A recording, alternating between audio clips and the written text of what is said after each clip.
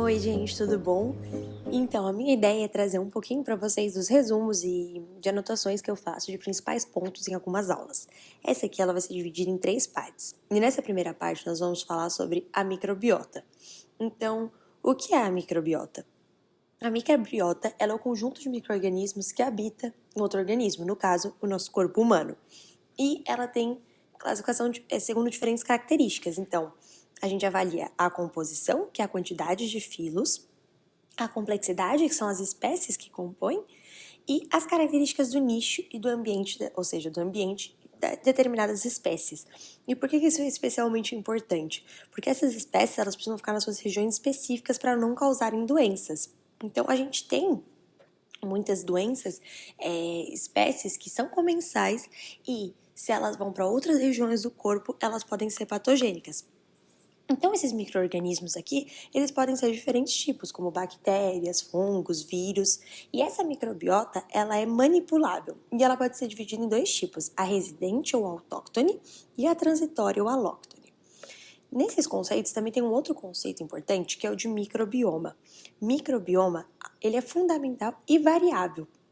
E o que ele é? Eles são os genes que compõem a microbiota. Então, seria os micro-organismos, ou seja, a microbiota propriamente dita, mais o material genético desta. Além disso, quando nós estamos falando de relações, nós estudamos, tem um termo que é simbiose, então são as relações entre os organismos. E essas podem ser de diferentes tipos, de acordo com como cada um desses se beneficia ou não nessa relação. Nós temos o parasitismo, no qual uma espécie é beneficiada e a outra maleficiada. Nós temos o comensalismo, na qual uma tem benefício e a outra fica igual.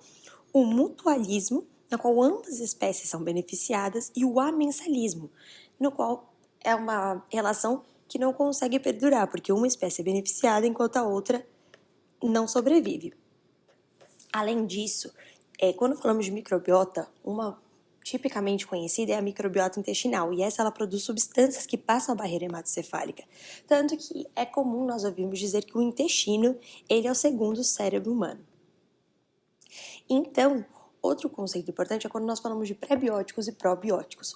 Os probióticos são bem conhecidos, como quando a gente toma um Yakult, e são os próprios micro-organismos que nós tomamos e entram em contato com a nossa microbiota.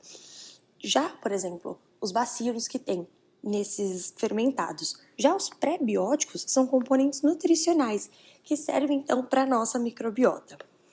Relacionado então com o conceito de simbiose, de novo aqui, esse sufixo, nós temos disbiose, que é um estado de desregulação, quando a microbiota ela não está benéfica, ela causa um malefício para o organismo.